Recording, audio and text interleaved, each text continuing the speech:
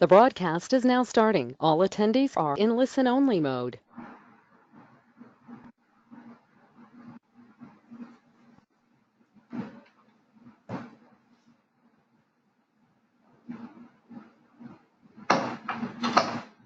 Good afternoon, everyone. I'm Porinita, and I'm a leadership consultant with InspireOne. And I welcome you all to InspireOne's second of the 3 series webinar on building leadership capital, creating individual development plans. High potential talent is an intangible asset of the organization that needs to be polished and refined constantly. Research also suggests that high potential employees are 91% more valuable to an organization than others. The focus of every organization, therefore, should be on honing and developing this talent pool. As a process, leadership development is about, firstly, assessing the talent and identifying the development goals. Secondly, charting out the development plan of each individual. And thirdly, developing the talent as per the development plan and making the high potentials ready for future roles. In our last webinar, we focused our discussion around the business importance of identifying a high potential and building human capital by establishing clear development goals, which are aligned to the organizational objective as well as individuals' aspirations. Having set the goals, the next step now is to create a development plan to achieve those goals. The development plan is an action plan of learning and developing the individual's skill set and mindset to make them empowered and upskilled to impact business results. In this webinar, our endeavor will therefore be to answer questions like, what are the enabling factors of successful individual development plans? What is a good mix of education, experience, and exposure methodologies? What are the risks involved in creating successful IDPs and how we can mitigate them? And how are IDPs different for different managerial levels? Before we proceed, let me take a moment to introduce you to a few things. In order to make this webinar a co-learning and sharing opportunity, we can use the text chat feature at all points during the webinar. For minimal disturbance during the course of the webinar, we will request you to keep your lines on mute. We encourage you to send your questions as you have them. We will try to address as many questions as we can during the webinar. Alternatively, we will get back to you with the answers over email. Today's webinar is brought to you by InspireOne. InspireOne offers leadership and organizational development solutions to inspire business performance by transforming an organization's most valuable asset, the human capital. In the past, InspireOne has supported many businesses during their business transformation through multiple solutions and through many initiatives in the leadership space. Our speaker for today is Mr. Deepak Mohla, whose experience consists of a dynamic mix in both the corporate and consulting assignments across various industries. He has focused his efforts around organizational behavior and change, top team management, succession planning, and executive coaching. I will be in conversation with him to leverage his experience in the area of human capital development. We welcome you, Mr. Mohla, to the webinar, and thank you for giving your time to speak with us.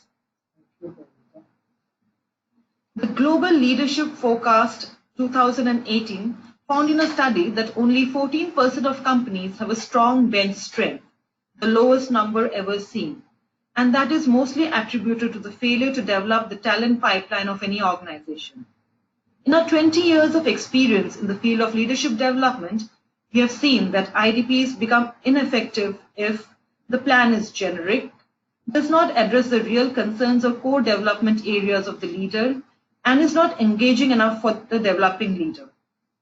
Our belief, sir, is that a successful IDP must consider a leader's career goals, linkages to business outcomes, and creating a strong buy-in to his or her development needs.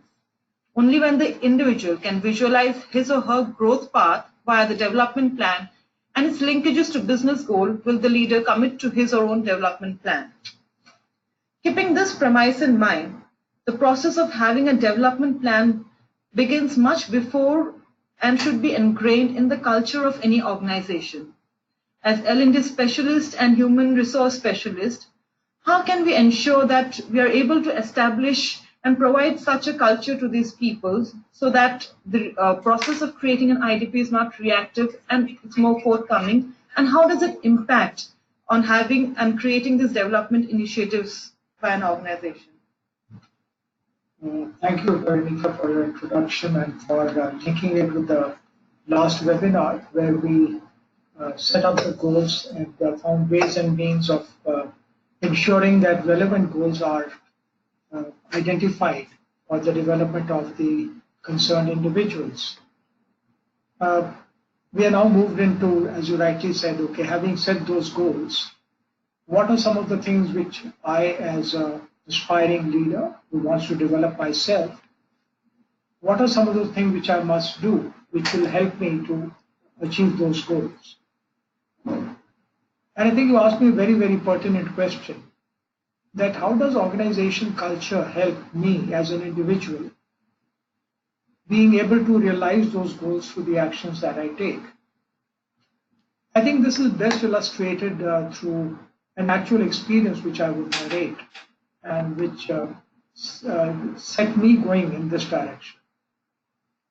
So a few years ago, quite some years ago, we were doing an assessment center for a large multinational. And it so happened that they had got their regional people from across Asia, senior people, to come for that particular assessment center, which we ran. These people had come from different locations across Asia and went back to their locations after the assessments. But the process which we had stipulated was that after the feedback has been given to the individual would make some assessment or some kind of a development plan and share it with his supervisor and with the HR person. And that I would like to be a party to that discussion whenever it happens.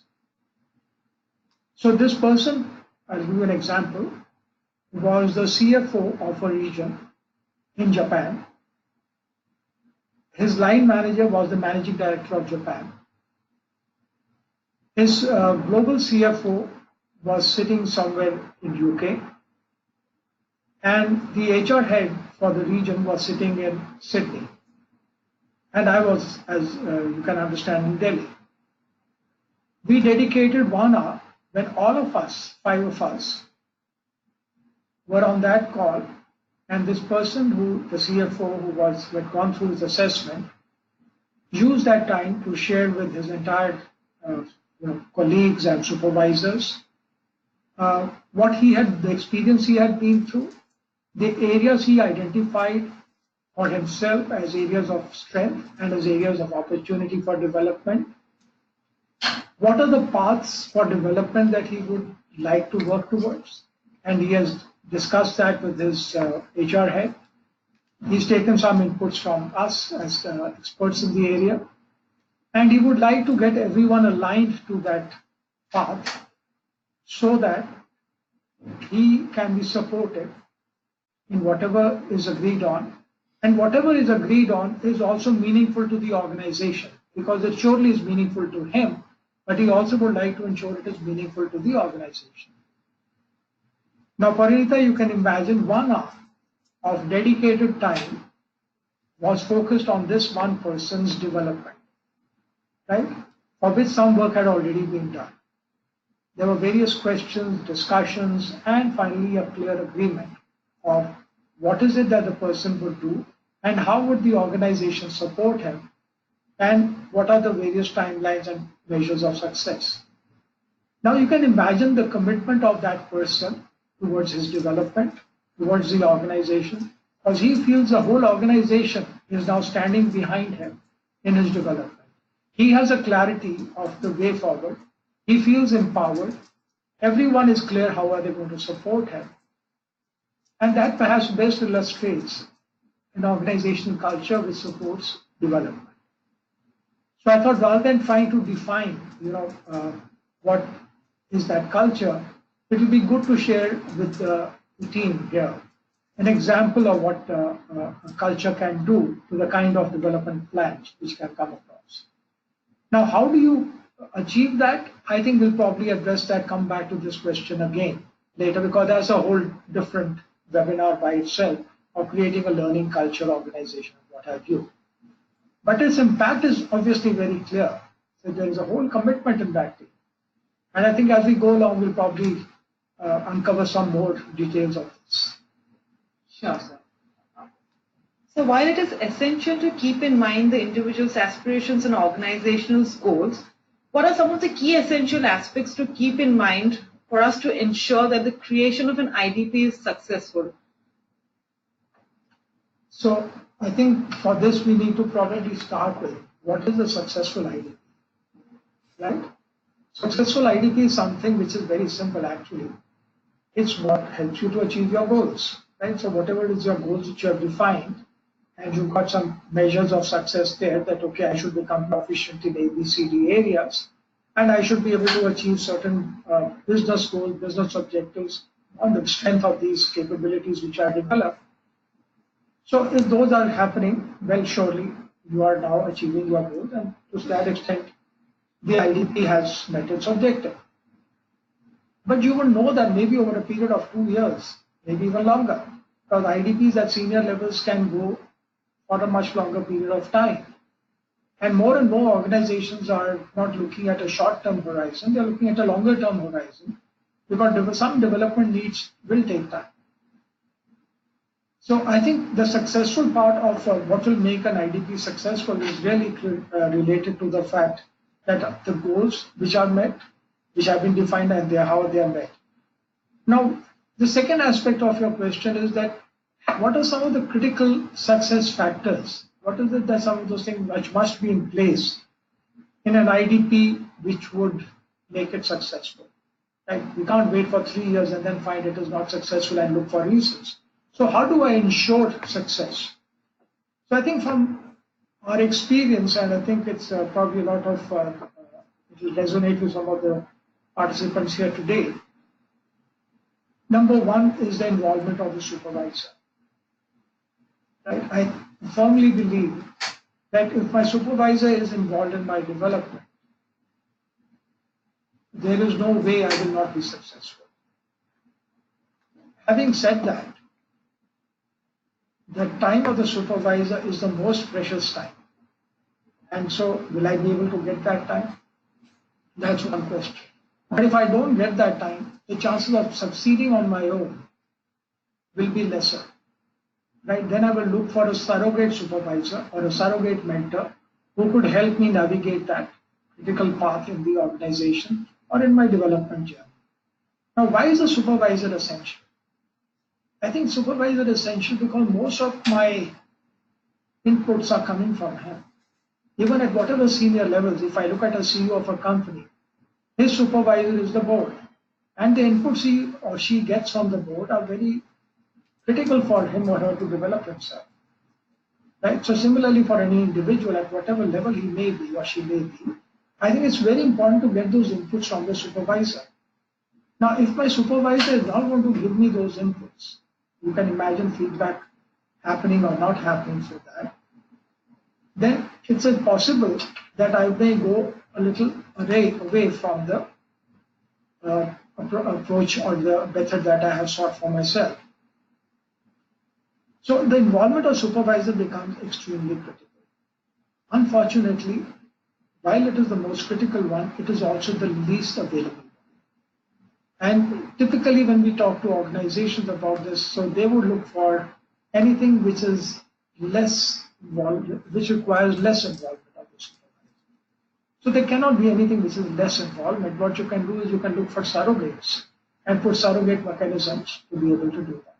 That's, I think, one. The second part is that there cannot be a cookie cutter approach again for this. So while we have the experience, education, exposure, time rate, and paths to development, but for each person there's a 10-20-70 principle also in place. But I dare say I have found no two people alike in their learning. So I think it becomes more important to be able to, I won't call it a curated journey, because that may not always be possible at all levels in their organization. But at senior levels, definitely, I think I find more and more organizations are looking for a very customized kind of a development plan and something which is uniquely created for that individual by himself. Obviously, it has to be aligned with the organizational interest, and it is also to be aligned with the personal interest. But the organization is investing hugely in that person, so they would be looking at what are the business returns for them. So when that is to happen, so the alignment with the organizational goals becomes extremely critical. And organizational goals are not necessarily only available with my immediate supervisor. They also come from the HR, and they also sometimes come from the CEO, depending on which part of the organization or what level of the organization am I at. So getting this whole buy-in is critical. Getting a journey which is unique to my needs is critical.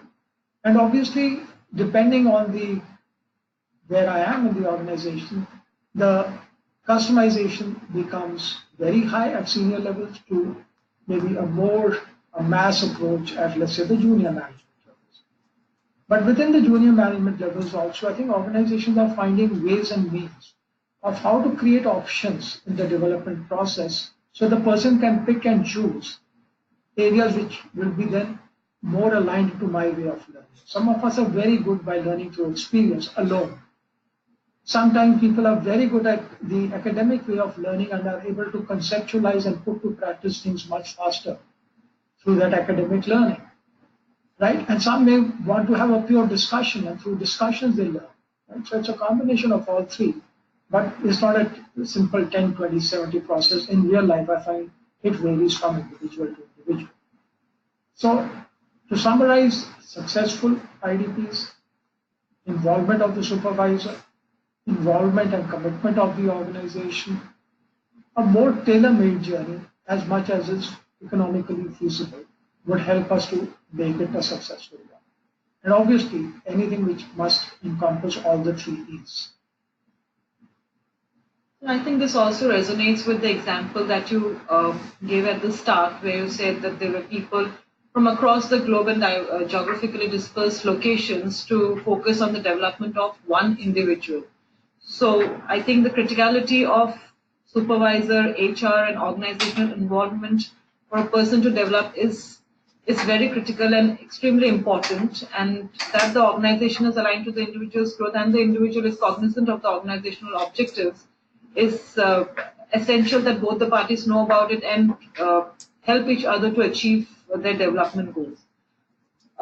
So as learning and development consultants, like you said, that we are moving more towards customized and curated journeys, and the curation becomes more at the senior level and lesser at the junior level. But sir, how do we, as an organization, we have the constraint of allocating budget and time resources for people? So what should be the parameters on which we judge and base our decision of allocating these resources? Also, we have to understand that there are certain resources who are high potential, and probably among the masses, we would also want to focus more on those people to develop a talent pipeline. In these situations, sir, how would we judge while we allocate our resources? Yeah, so I think this is a tough question actually, because you want to cover as many people as you can. As an HR professional, you would want to ensure that your entire population for which you are responsible, they have a development plan and they actually are able to meet it successfully. But your resources are limited, so you can't afford to give the same time and money effort into it. And yet you also want to have it successful. So this is the dilemma which I think all managers go through, and then I can't say this is the solution which works well. I think you have to see what are the themes which are coming. What is it that is generally good for the larger mass of people? Of course, at the senior level, you will have to focus on individual development, but at the junior and mid level, it could be useful to look at what are the themes which are coming through, and what is it that is critical for the organization. But anything which the organization-wide focus is going to be, the momentum of the organization will push it. If you try and do something which is going against the momentum and strategy of the organization, then it becomes swimming against the tide. So it will be very important to ensure that the strategy of the company, what is the strategy of the company? And for implementing that strategy, what are some of the critical competencies that are required with the junior mid-management levels? And what is the paucity of that capability or the extent of that capability availability? And focus a lot more on that. Because when the organization needs are high, right, and you are developing the capability at the same level, the momentum of the organization will be very strong to support them. Conversely, if you are developing people in an area which is not as relevant to the organization goals, then you are swimming against the tide. And so you will find that same organizational momentum which would have taken you upstream is now pushing you back downstream. So I think that would be one thing to look at. And as a good HR professional, I would urge everyone to understand the strategy, link that strategy for a year, for whatever period of time that one is aware of, and say, so what are the competencies or capabilities critical for that at this level? Build up the teams, see where are the gaps coming through, and build some capabilities, some large programs around that, so that the same can be offered to a larger mass of people. That's one. Number two, I think, is the use of technology, right? And so, for example, we have in our own system, we developed this technology tool, Laboratory, as you know, on the Supernova ALP. It came up as a result of this, that when you have a few hundred people working on their development, how do I how do I track the progress? And in response to that, we created this, online kind of a process whereby the supervisor can see on a real-time basis what is working on the action learning project. We as HR professionals can see what is happening. So I think technology is coming in a big support for us to be able to look at the radar, as it were. There we are monitoring various aircraft. Instead of aircraft, these are development people working on the development plans, on their action learning projects, and are able to see where is it that some our ship are in distress, not moving. Some are moving very rapidly and may not require our support. So I think technology has a big ability to support us. So one I would say is link as much as is possible the capability development themes to the strategy. And number two, use technology to track and support. Because one of the biggest gaps in IDP implementation is the tracking, monitoring, and encouragement. Right? Maybe it will come through later, but this is what I would feel are the important factors. And with the help of these, focusing on these two, probably we'll be able to also ensure that we are able to successfully achieve our goals. When we are monitored, when we can track our success, and we can implement corrective measures and course corrective measures in the process of implementation of the IDP. I think that is what ensures a successful IDP. I wish I could say yes, right? But there is one particular factor which I find is the human mind. I mean, that's something which you can't. Development, all of us have been through schools and colleges, etc. All of us wanted to be number one, but yet most of us were not there. So what is it that makes that person number one? It's a very high degree of self-motivation by the person who wants to be number one. It's a lot of hard work which goes into it. It's not just brains alone, which we say, but a lot of hard work and effort goes into it. Now you imagine a person who's going through a development journey of anything from minimum 6 months time at a level to maybe a couple of years, and he or she has a number of business priorities which are coming in the way on my day-to-day basis. And it's possible that my development are longer term and have some short-term fires to put out. That's one. Number two, my own sense of ennui, boredom, working on the same thing. I am not getting inputs from various people. I have to keep on motivating myself. I know there is an oasis there, but I can't see it, right? And change and development is not something which is so easily visible. How do I support that? How do I, encourage myself to keep on pushing the envelope there?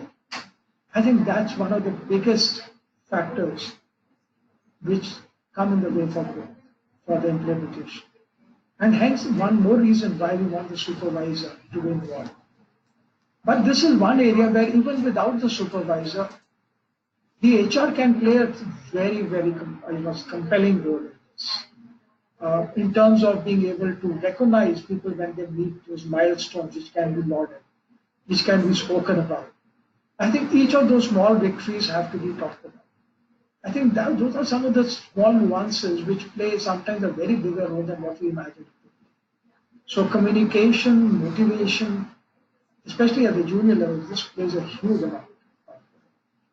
And you can imagine that when the CEO is to review on a monthly basis what are the development plans, how are they going, down the line the whole system works. But if there is a focus is missing there, down the line the focus starts to get diluted. Now in that environment, how am I as an individual going to keep myself so strongly motivated towards my development goals? I think those are some of the challenges. Yeah, we find point number 2 of how we can motivate people. One becomes the organizational culture that you mentioned, and now it is the reward and recognition and the kind of initiatives that the HR and the organization can take to keep the people motivated, be it in the form of rewarding them at each milestone or providing them with certifications at the end of the development journey, or be it being recognized by the supervisors and the organization. So these are also measures, I suppose, which ensures success in a way. So, but sir, are there any processes, in processes and out process measures in place that ensure successful IDP? I think many, actually many. One of the biggest ones, as I said, is that depending again on the levels of people, governance process, right?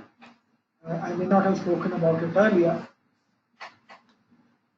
Do we have a good, strong governance process which reviews how the IDPs are moving? And at what level is this governance process actually coming from? Is it being done at the CEO level every quarter?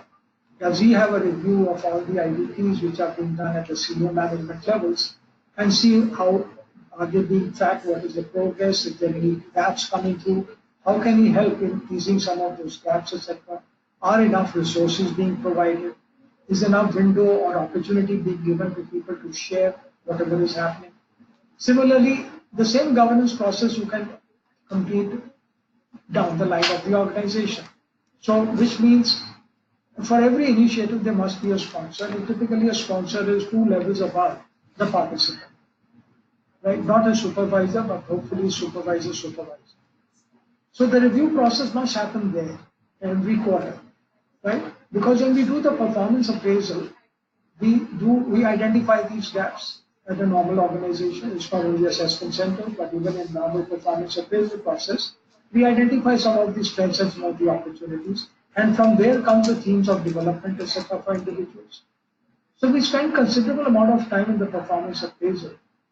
But between the 2 performance appraisal cycle is the whole process of development. If we spend half the time of the performance appraisal on the development appraisal, not on the performance appraisal, but on the development appraisal, I think it will help us go a long way in terms of moving forward in the right direction. But that's, I think, governance process, I would say, is one of the critical successful measures of this. I think you also need to be able to, when you do the review process, must have very clear goals or sub-goals, as we say, right? Which would say, okay, these are the 5 elements I have. This is what I'm going to do by way of coaching. This is what I have to do by way of going through various programs of structured learning. These are some of the action learning projects which I'll be working on, right? So how are each one of those working out for me? It's not a matter of attendance, but also saying, okay, if I'm working on an action learning project, where am I on that? What are just not the actions, but what are some of the results or interim results which I've got? So those in-process measures also need to be reviewed.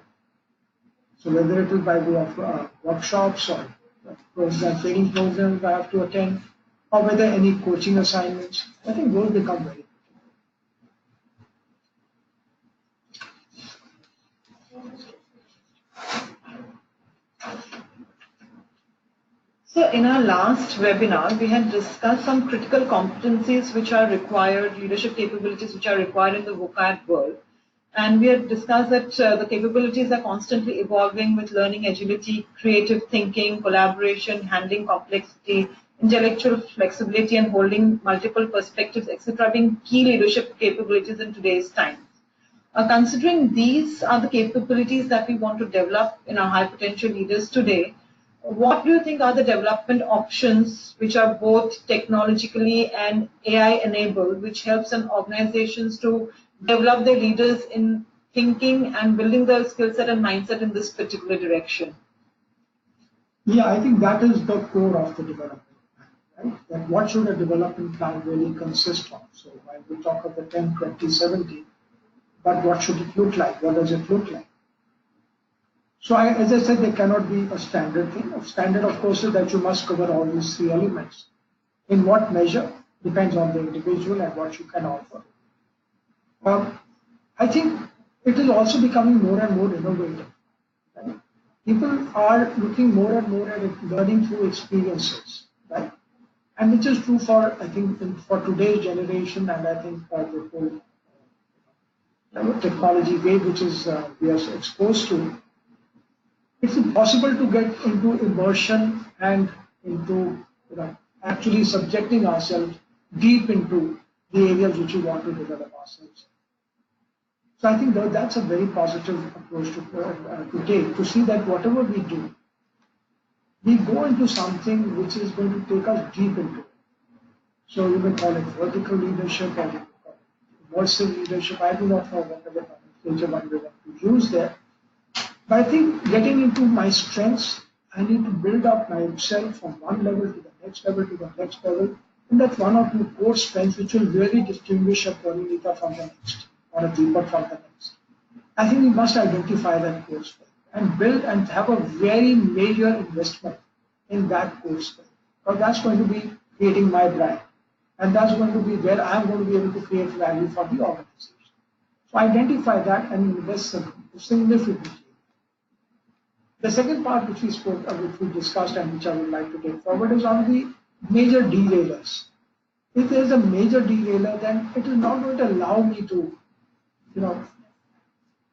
capture that high value which I can with my strength. It will always keep on bringing me down.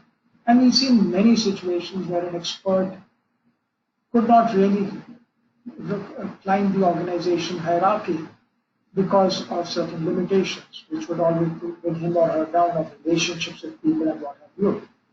So you need to take care of that derailer. That derailer is never going to be your strength, but let it not be a derailer. Bring it to a level where you can live with it. Right? The people can live with it, and the impact on people is positive, is not negative. But the value is going to be created only by the core strengths, and the value is going to be destroyed by the derailer. Take care of these two areas is what one really would focus on. People tend to take a lot more on their plate for it. I think that something I would encourage people to avoid. It's good to focus on 1, 2 areas, maximum 3, and the third will be an also ran. Let us accept that. But focus on your core strength. That's what really is going to make you a wizard in that area. And focus on your derailers for that. Now, what all should you do? I think depending on which level you are at, if you are at a senior level, go outside the company. Because most of your learning from the company has happened. I think you have to now learn from the environment outside. I have personally found in my own experience in the corporate world that I learned a lot from the dealer network. All my commercial knowledge, all my knowledge or ability to relate to people was talking to various dealers or various vendors, or whatever your situation, various customers. I think there's so much learning coming out from there, or even from your competition, or from industry circles, industry associations. So I think for senior people, I would say I encourage them strongly to go out and learn through experience, participate in some of the industry fora, participate in non-industry fora as well, something which is unrelated to your industry. Because broaden your worldview. You must have a view. You must have the ability to have say, yes, I understand the subject and I have a view on it. Right? At senior levels, it is expected. At the mid and junior levels, I think junior level, there's still a lot to learn within the organization. Right? And I think it's good to have role models there and good to have internal coaches and mentors who can support you there.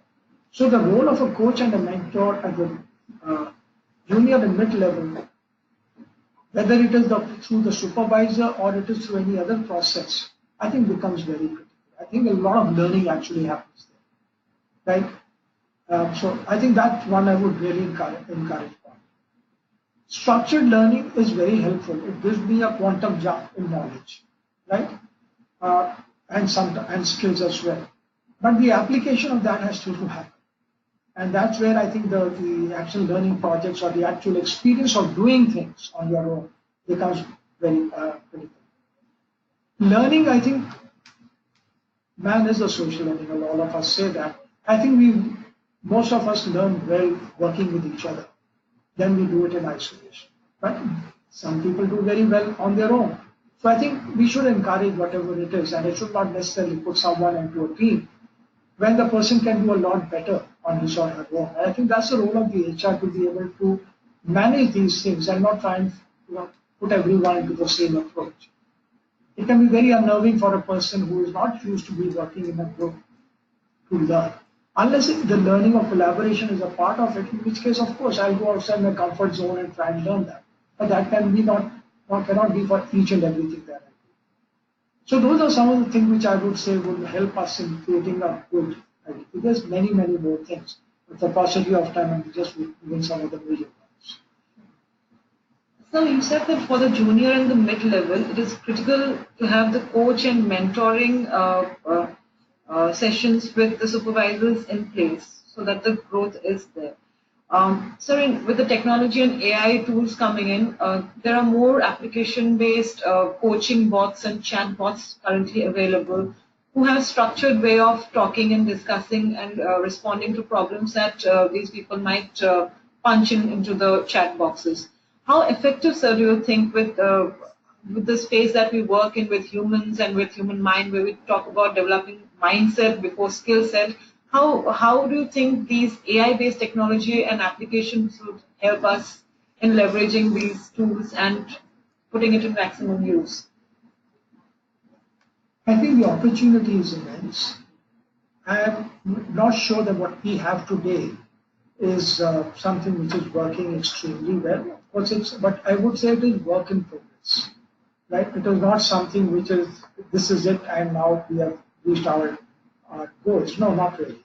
But it's a great opportunity because when you're talking of large numbers of people and the time of supervisor not being available, a lot of times a lot of information and just sharing. So it's like your antagonist. The antagonist is not really in person, is it? But we have the opportunity of putting our mind and hearts out and getting some response, whatever that be. And sometimes for some people it works. So I guess it is no again that everyone will get the same kind of response to that particular process. I think responses would vary. Some of us are very comfortable with that approach. So as I mentioned that as HR people, we can offer a variety of options and solutions. And I think as an individual, I will pick up that which resonates with me. Right? So I don't have to have that I have to cover everything. And depending, of course, on the size of the organization, the option would be to create the objective would be to create as many options as possible and let people pick and choose. But what is important in this is people must feel empowered to pick and choose. Right? And that's where the culture, again, the aspect of a learning organization culture comes into play. These are things which I think more and more organizations are moving towards this particular thing. So I would say to sum up, the technology has just started as far as the coaching part is concerned. Right? Even aspects of your skilled training, we still got a long way to go. But we are few streets ahead in that vis-a-vis coaching. But it is happening. And maybe a year from now when we have a similar discussion, we may have quite a few steps forward. So to empower the individuals to create their IDPs, like you said, that we should be able to provide them more and more options. So, sir, can you help us understand some of the best practices which are there in the market, certain ways in which we can provide, maybe through a session through which we tell them about the various options that as an organization we offer, or through any kind of methodology that we can introduce to our participants that these are the options that as an organization we can offer you, and probably can pick and choose from these options. So some of the best practices. Yeah, so I think we've worked with some organizations and at very senior levels.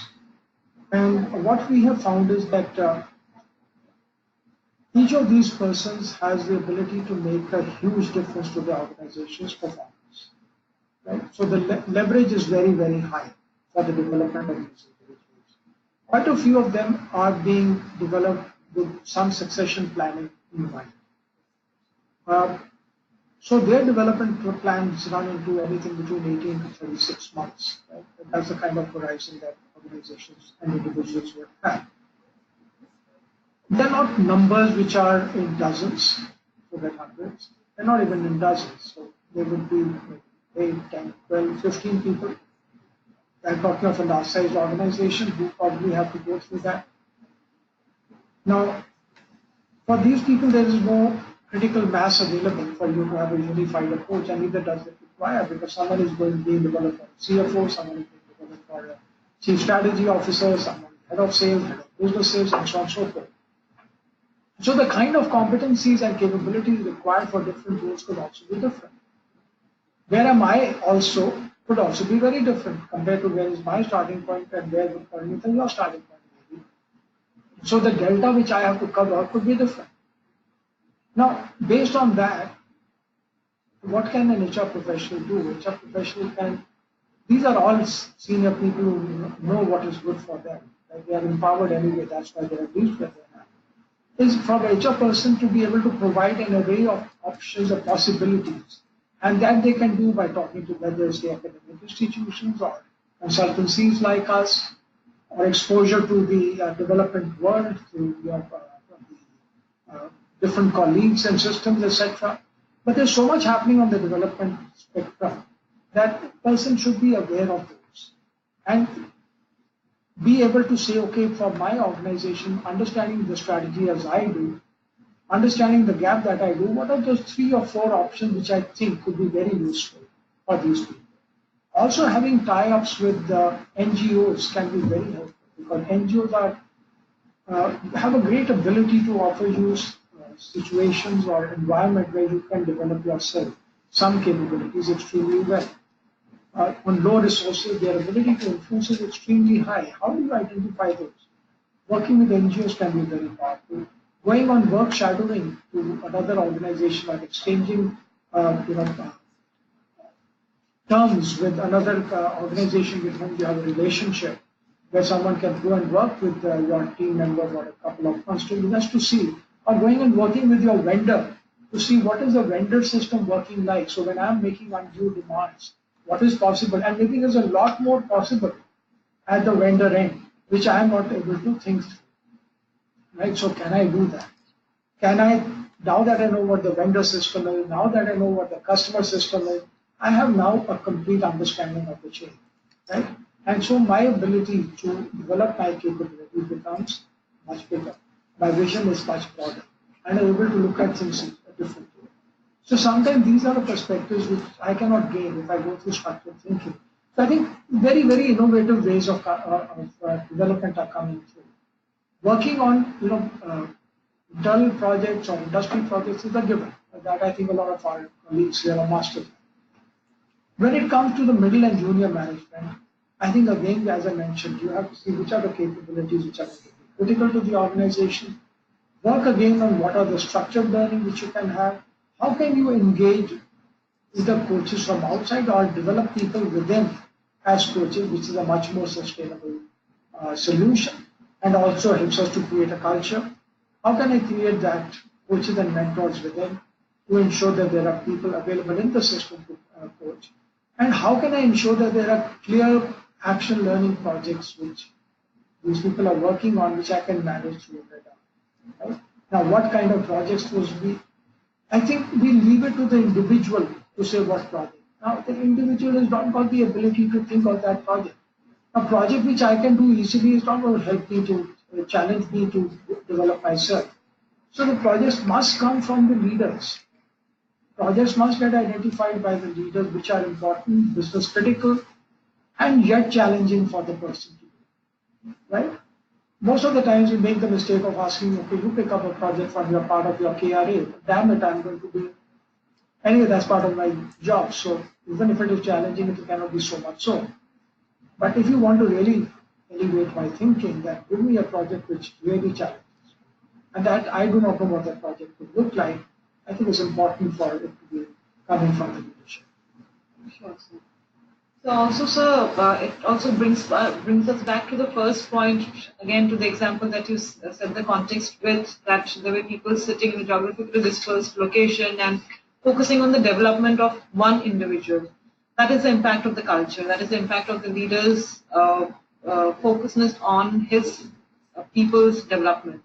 So would you like to give us some more insight into how this can steer the entire mindset of people and leadership towards the development of each and every individual in the organization, and thereby can ensure that all IDPs created are successful, or creates a path which ensures successful implementation of IDPs, creation of IDPs, and successful implementation. See, this is not going to make me popular with the HR fraternity, right? But nevertheless, I think it is critical. Sometimes we as HR experts tend to keep the process to ourselves, that we will drive the process of development. Now, you can imagine that as HR people, we would be, our ratio in an organization would typically be not more than 1 to 50. And that's a very good ratio. It's probably most organizations run into 1 into many hundreds. Right? Can one person really take the responsibility of developing so even 50 people, right? So I think we need to ensure that we are able to empower, educate, train our line managers to share this responsibility. Actually, it is their responsibility, and we only help them to support. I think right now it is somewhere more that HR will drive it, and the line managers will at best release their people for development, and that also is a huge degree of reliance. Right? I think when we are able to transfer this thinking to the line manager, the HR manager would really and truly have done. Right? And not keep it to themselves. I think that's one critical factor. The second is obviously the leadership. How do they view it? Right? I have seen organizations where the CEO spends considerable amount of time in reviewing the development initiatives.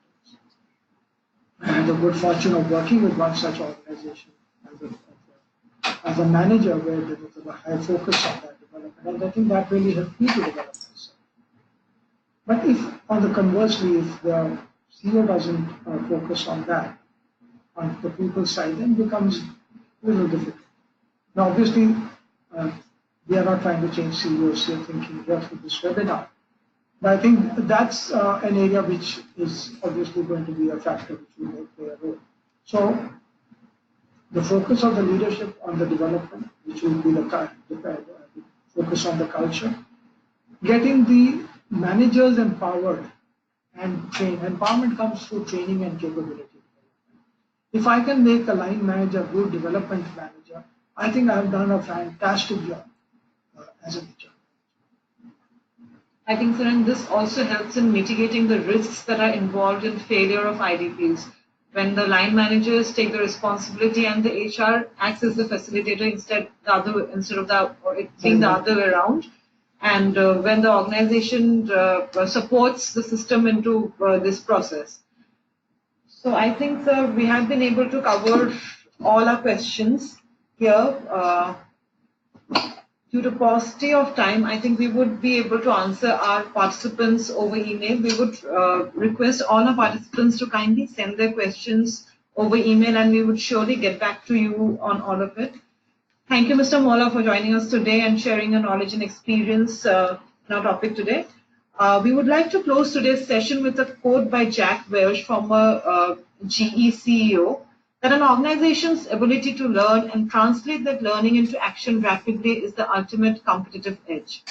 So as learning and development professionals, it is our responsibility to facilitate the process of learning and development by providing the right learning opportunities, and therefore focus on the development of our people. As I also mentioned last time, as we learn, we grow, and as we grow, we strengthen our capabilities towards building our leadership capital.